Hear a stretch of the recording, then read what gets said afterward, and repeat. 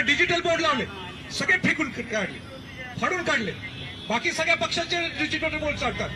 त्या जो व्यावसायिक आहे त्याला धमकी, त्या बात्र्याला, ते कुठलं पोलीस स्टेशन खेरेवाडीमध्ये तो गुरोपी आहे, तो त्या व्यावसायिक जो आहे त्याला पकडून, त्याचा काय संबंध आहे बिचारा, त्याला कॉन्ट्रॅक्ट मिळालंय, त्याला पकडून मारलं. त्याला म्हणतात अरे भाजपचं सरकार आहे, तू कसं लावतोस. इथं बोटवाला आहे, याचं माझ्याकडे रेकॉर्ड आहे, तुम्ही म्हटलं तर रेकॉर्डिंग मुंडेच ऐकू शकता, मुंडेजी तुम्हाला ऐकून.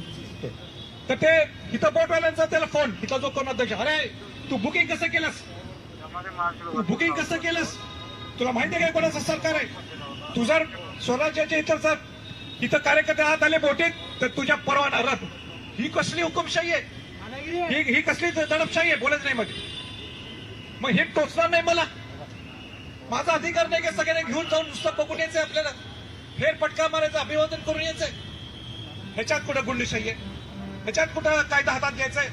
बर, व्होटवाल्यांना सुद्धा काय सांगितलं आम्ही, पत्रकार बंधूंना तुम्ही नोट करा की जिथं लाईन आहे, जिथं बोटी पलीकडे जाऊ शकत नाही तिथं मुळीच जायचं नाही जायचं तिथं मुळीच. कारण का कायदा आम्हाला हातात घ्यायचा नाही. आम्ही दुर्बीननी बघू, दुर्बीनमध्ये बघून आम्ही त्यांचं शिवाजी महाराजांना अभिवादन करू. आता ह्याच चुकीचे 5,000 तिकीट काढले आम्ही, 5,000 तिकीट काढले. बोटवाल्यांनी सांगितलं 5,000 लोक येणार नाहीत, तिथं 2-2.5 हजार लोकच आम्ही आत घेऊ सुरक्षेच्या दृष्टिकोनात. हे सुद्धा चुकीचं आहे का.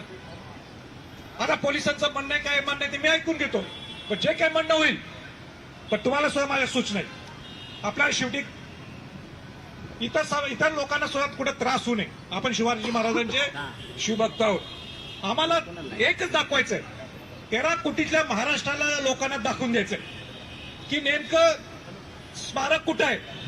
त्या स्मारकाचं अभिवादन करण्यासाठी तर आम्हाला जायला परवानगी पाहिजे.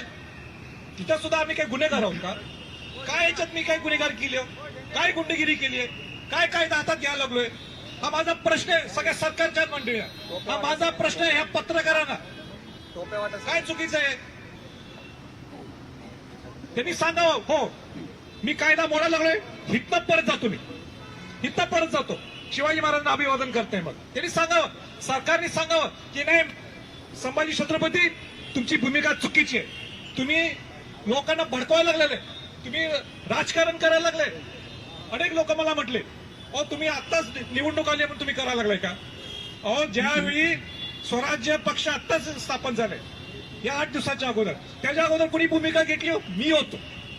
गडकड कल्याणसाठी भूमिका कोणी घेतली, हा संभाजी छत्रपती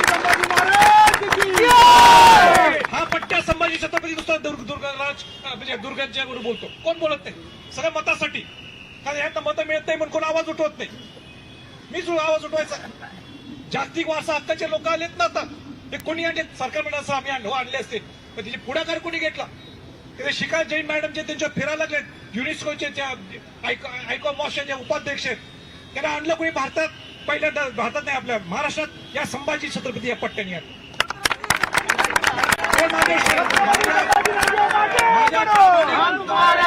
प्रामाणिकपणे कोणी शंका करू शकणार. आणि आज सुद्धा प्रामाणिकपणाने